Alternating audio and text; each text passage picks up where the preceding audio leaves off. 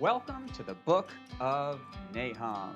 Now, I think the question we're all asking right now is, can you hum like Nahum hum, Nahum hum, Nahum hum? Can you hum like Nahum hum in the Bible?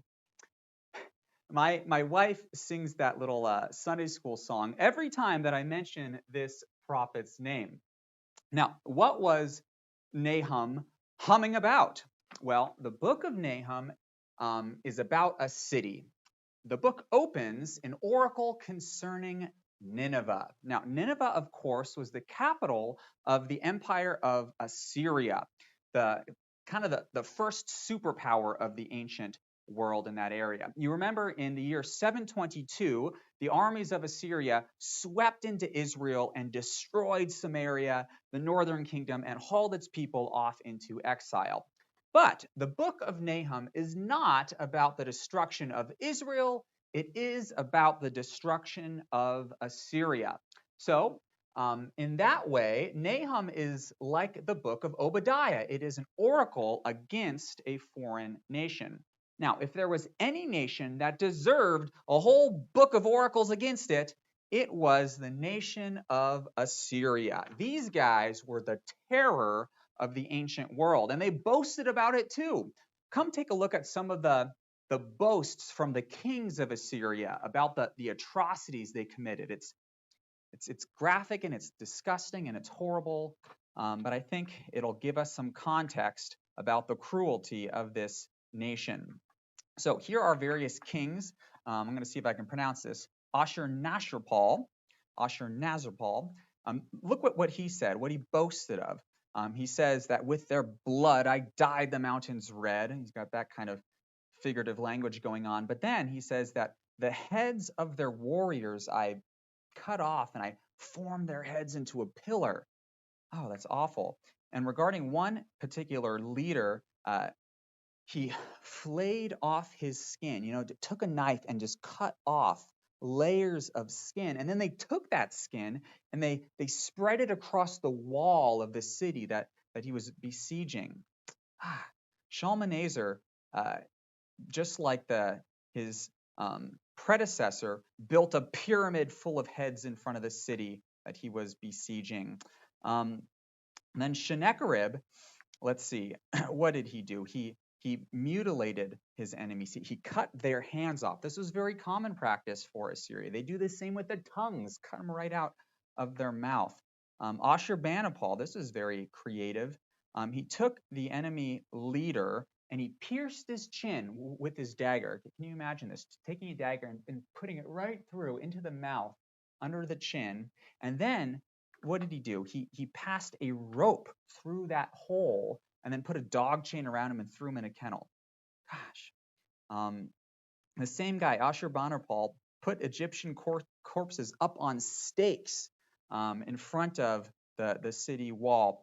And then, of course, he tore out tongues and he smashed the people alive by the very figures of their protective deities. So these idols, in this case, does it say which nation? These idols of the nations that he's attacking, he'd take the physical idols and he would beat to death his opponents. Then, of course, why not feed their flesh to the dogs? It's really quite awful.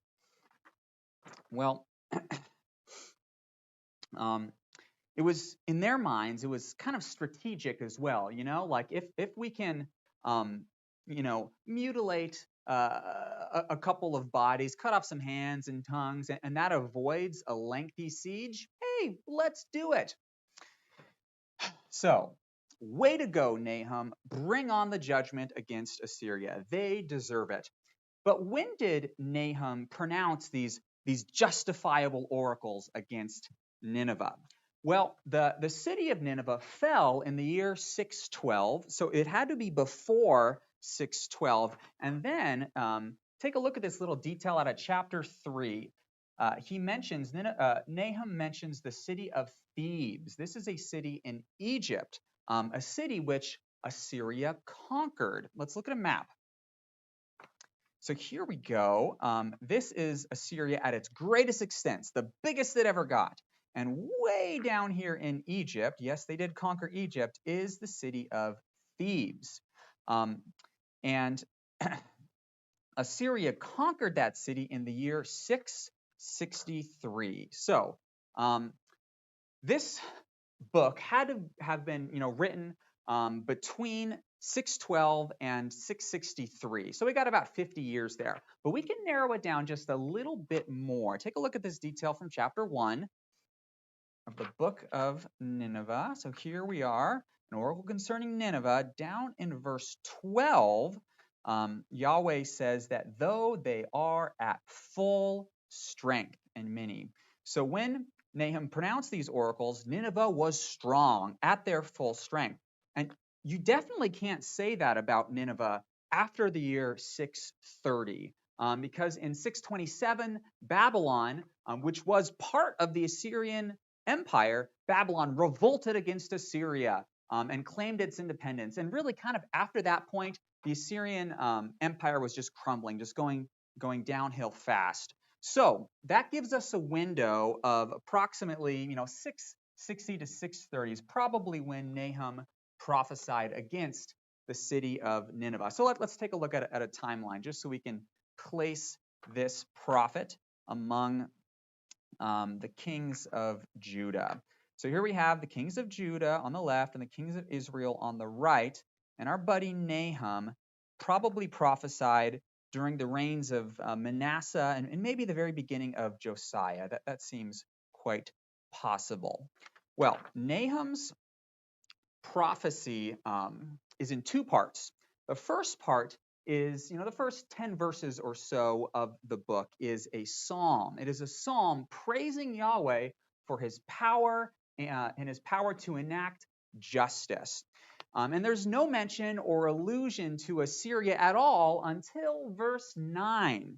And after that point, to the end of the book, it's just unending, unceasing judgment oracles against Assyria and Nineveh. Well, this judgment in 1:9 to 3:19 takes the form of a chiasm. And you remember what a chiasm is? In this case, we have an outer frame and then several inner frames before we get to the very center of the chiasm in 3:1 to 4. Well, this particular judgment chiasm on Nineveh begins and ends with the death of the king of Assyria in 1:9 to 15 and 3:18 to 19, the last two verses of the book. Well, there's something curious about this book of Nahum. The name Assyria is only mentioned once in the entire book, and Nineveh is only mentioned 3 times, and one of those times is in the opening superscription. So that's kind of odd. It seems as if Nahum preferred not to use the proper nouns, but rather the second person personal pronoun when referring to Assyria and Nineveh. You will be destroyed. Her gates will be burned to the ground. Now, the majority of the time in this book, the second person pronoun you is feminine. Now, in English, there's no difference between feminine and masculine for the second person pronoun you, but there is in Hebrew. So the majority of the time, you is feminine, referring to the city of Nineveh. Cities were referred to with feminine pronouns. But in 2 places in the book of Nahum, it switches. It's not the feminine pronoun, it is the masculine pronoun. Those 2 places are here at the beginning and end of our chiasm, referring to the masculine king of Assyria and his death. Well, in chapter 1, he is called a worthless counselor who plots against Yahweh. But how does Yahweh respond to this worthless counselor, the king of Assyria? Let's take a look. Let's jump over to chapter 1. From you, this is feminine, from you, Nineveh came masculine, one who plotted against Yahweh, a worthless counselor. And Yahweh says, I will break his yoke off of you, Judah. And his name, now we're masculine here, your masculine, your name will not be perpetuated. You, king of Assyria, will not have any more sons on the throne of Assyria. Rather, I will make your grave, for you are vile. And then the book is going to end, the last two verses, the book is going to end with the celebration of all of the nations after the death of this king. So look at this. Here they are. They're clapping their hands over the king of Assyria, who has a grievous wound. That this is a fatal wound that will lead to death. And then it says that all who hear are going to clap their hands, and it says they clap their hands over you. So it's almost as if Nahum is painting this picture of like an open casket funeral where all the nations are like, taking their turn to walk up to the casket, and they see the king of Assyria there, and they're just clapping. Yes, I'm glad you're dead, king of Assyria, because the last line of the book, for upon whom has not come your unceasing evil. It has spread across the world, and therefore there is joy and celebration at your death. Well, Judah specifically is called to celebrate in chapter 1. Judah is said, keep your feasts, O Judah, fulfill your vows in the temple, because the death of the wicked will necessarily result in the salvation of the righteous. That's kind of like the logic of the day of the Lord. And then Nineveh, it's kind of interesting. Nahum is going to borrow language from Isaiah, Isaiah 52, and he's going to say, behold, upon the mountains, the feet of him who brings good news, who publishes peace. And this good news, of course, is the destruction of the city of Nineveh. And that good news is described in vivid detail in the second section of our chiasm here in 2:1-10 and 3:14-17. And this section of the book is probably the most exciting part of the whole book of Nahum. Let's take a look at it. Jumping up to chapter 2, this vivid imagery that Nahum uses. First, he's going to issue some commands to the soldiers in Nineveh, saying, man the ramparts, watch the road, dress yourselves for battle, for the enemy is coming. Of course, this is Babylon we're talking about. Babylon conquered Nineveh and Assyria. And then it's going to picture the enemy army of Babylon advancing towards Nineveh. His shield of his mighty men is red. The soldiers are clothed in scarlet. Their chariots are flashing with metal. And they get closer. They come up to the wall. They hasten up to the wall of Nineveh, and they set up their siege tower against it. And it's just bang, bang, blasting against the walls of the city. And then the gates are open. The wall is broken down. And then the Babylonian soldiers just flood into the city, and they plunder everything in sight, the silver, the gold, the treasure, and the wealth. And then everyone within the city is lamenting and moaning. Their hearts are melting and their knees are trembling. It's quite a picture that Nahum is painting, isn't it? Well, there is another dramatic call to alarm in the very center of the chiasm here in 3:1-4. Now, this is kind of like a mini woe oracle. And woe oracles traditionally have an announcement of coming judgment and then reasons for that judgment. So here at the center, it says, it's kind of neat, more really good language. The crack of the whip and the rumbling of the wheel of the chariot is heard within the city of Nineveh. People they're stumbling over dead bodies because there are just heaps of corpses everywhere within the city. And all of this is because of the countless whorings of the prostitute by which she betrayed the nations. Now, this word betray, it's used, I think, 74 times in the Old Testament, and the vast majority of the time it is translated as sell. She has sold the nations, sold them into slavery. Now, if you combine this idea with the fact that the city is bloody and it is full of lies and full of its prey, most likely Nineveh is being condemned for its empire building. An empire building that is guided by witchcraft and sorcery. That's what what's being referred to with their use of charms, and it's induced by force, the blood, this threat of torture, but then also by promises, which are really lies, probably of material benefit as well. Well, this woe oracle here at the center of the chiasm is bracketed by two statements of Yahweh's personal opposition against Nineveh, that wicked city. So twice, Yahweh is going to say the exact same words within this book. He's going to say, here and here, behold, I am against you, declares the Lord of hosts, declares Yahweh of armies. And then it's going to have these two kind of like I will statements, which are pretty important. I will devour your lions, cut off your prey, expose your shame.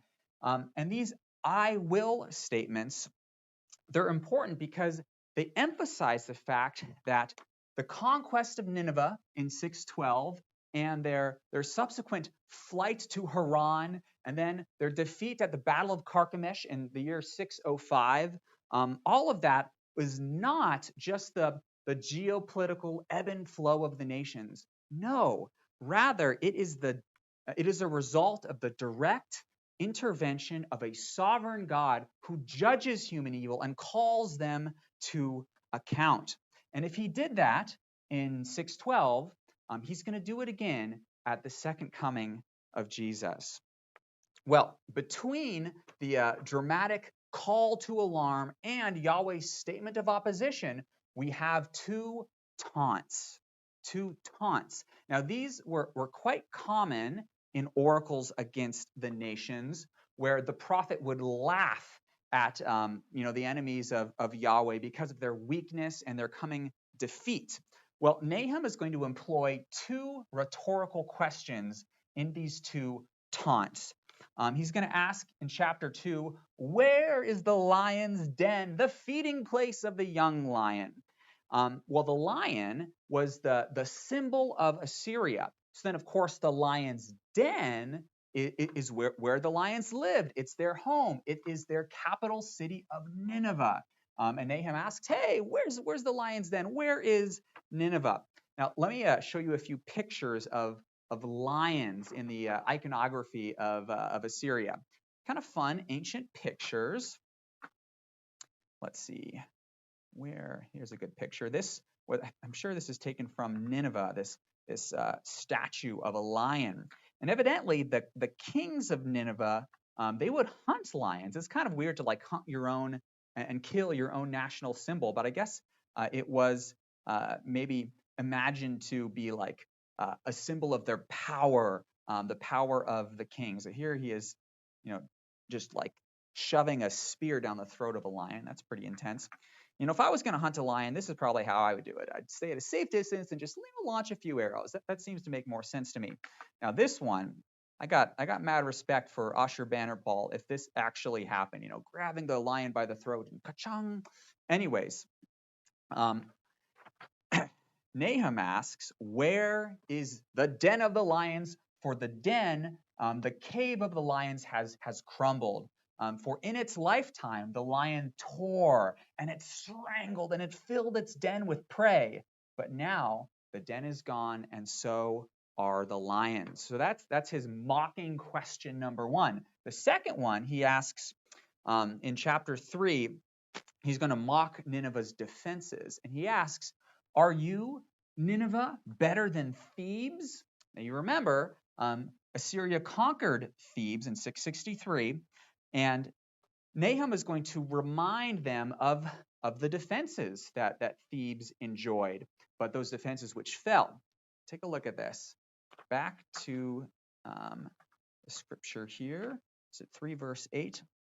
Yes. Are you better than Thebes? Now, Thebes, way south in Egypt, was surrounded by water. It sat by the Nile River. Water was all around here. The sea became her rampart and the water her wall. So it was a well-defended city, and yet Thebes, went into exile and captivity, and the city and its people were destroyed. In the same way, you also Nahum says, your defenses, their defenses were water, your defenses, your fortress, it's like a fig tree. You shake the fig tree a little bit and people are going to gobble up the figs that fall into their mouth. Your troops, your troops are women. Your gates, they are wide open to your enemies, and fire has devoured your bars. So Nineveh is going to get what's coming to them. However, can you recall another book about that great city, Nineveh, which had a slightly different ending? 40 days, and the city of Nineveh will be overthrown, said Jonah. But that pronouncement of judgment never happened because that king of Assyria, 100 years earlier than this, that king repented and he pleaded with Yahweh for mercy, and judgment did not come upon that city. However, 100 years is a long time to store up sin, and Assyria was really good at storing up sin, let me tell you. And though Yahweh is slow to anger, both Nahum and Jonah quote Exodus 34, where Yahweh is described as being slow to anger. Nahum quotes it here in his opening psalm. Though Yahweh is slow to anger, Nineveh's time had come. Now, we are going to turn next to the opening psalm here in the book of Nahum, which is not about Assyria.